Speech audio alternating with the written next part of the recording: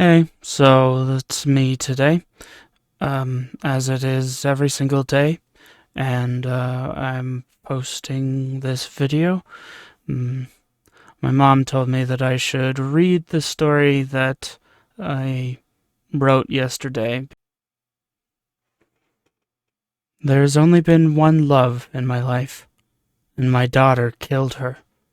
I know I'm going to hell for thinking that, but it's true, isn't it? Claire was absolutely amazing, the perfect match for me. Her love and care helped sand down my sharp edges. On my birthday last year, she surprised me with an enormous box that had a baby carriage inside. Is this so you can push me around in the carriage? I'm a baby, I joked. You're not a baby. You're a father. Took me a few seconds for me to process what she had said. I looked back and forth between her patient face to the baby carriage. A father? I choked out. She nodded with a wide grin on her face. I'm going to be a father. My family had always been snarky with each other, and so my mom naturally spoke up. He isn't quite getting it yet. John, Claire is pregnant. Yeah, I got that part. I'm going to be a dad.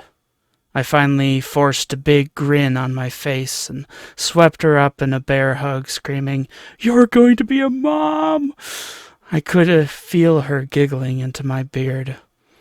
Over the coming months, I felt a deeper and deeper sense of dread. I had never had a father figure. My dad had left us when I was 9, saying he couldn't do this anymore. I haven't seen him since.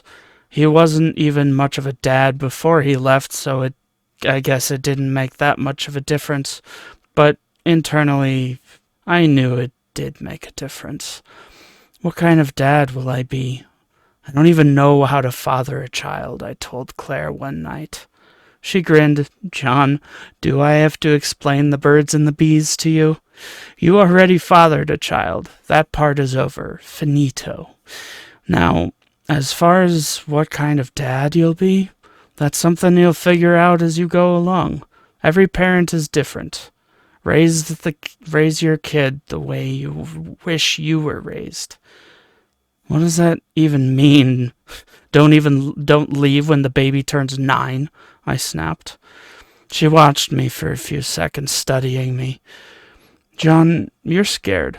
I took that the wrong way, replying, I'm not scared. I'm just so fucking overjoyed that I don't even know what to do.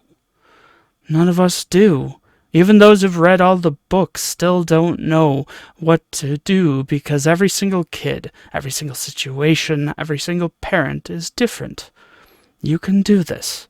She put a gentle hand on my shoulder and, looking me in the eye, repeated, You can do this. I was still anxious about what kind of dad I would be, but she helped me every day, telling me again and again what kind of father I could be, and that just being there for our kid would be enough. We were at Walmart when her water broke. Ironically, down the mops aisle. Clean up in aisle 9, she said with a slight wince. I looked down and just completely froze. John, it's gonna be all right. This is perfectly natural. We have to go to the hospital. I still couldn't move. I willed my legs to move. I willed my mouth to give soothing words, but I couldn't. She put a gentle hand on mine. It's going to be all right, okay? Everything is going to be fine. You're going to be the best dad because you're amazing. Look at how you turned out without a dad. So just think of how much better our kid will be with someone as strong as you as her dad. I finally found my voice. You think it's going to be a girl? Of course I do. Of course it will. In my family, the firstborn's always a girl. But there's a 50% chance I'm wrong. Okay, I'll call the doctor, I said, pulling out my phone. I saw her wince again. 10 hours later, she was clutching onto my hand, screaming at the top of her lungs. My hand was aching because she was squeezing it so hard. But I could take it. For her, I could take it. For our daughter, I would take it. 10 hours after that, they finally brought her into surgery for a C-section. Her blood pressure is way too high. It's not safe for her, either her or the baby. They brought her through, and I still clutched to her hand. I was probably squeezing harder now than she was. I was going to see my daughter in only a few minutes. She smiled up to me, hopped up on all the drugs they had given her. Love her with all your heart. But my heart belongs to you, I whispered. She shook her head.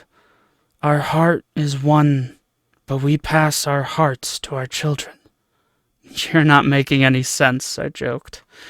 You'll get it someday. She patted my cheeks as a tear rolled down it. Good tears. I only want good tears.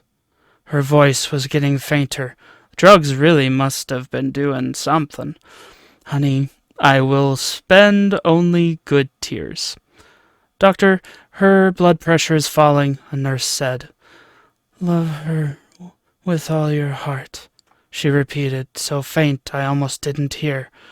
My daughter's first cry happened at the same time the monitor declared my wife's heart had stopped.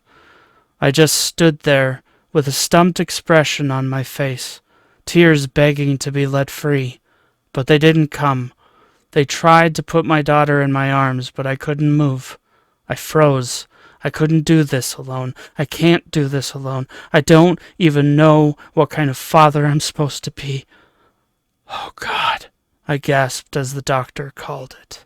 Time of death, 10:32 a.m. My wife was dead, and I looked at the kicking, screaming thing that killed her.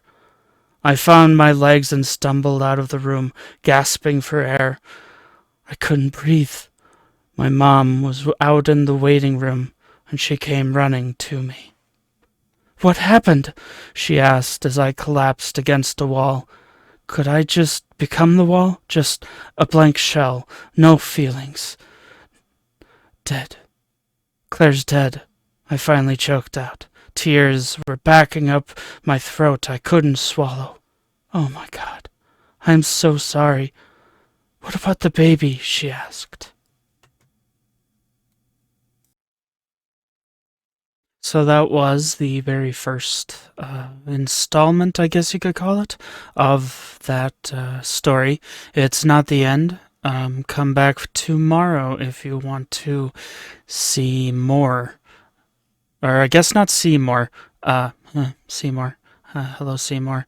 But if you want to hear more, if you want to hear me read it, come back tomorrow. Thank you for watching this video. If you liked it, please like and subscribe, because that would be very helpful. Alright, thank you.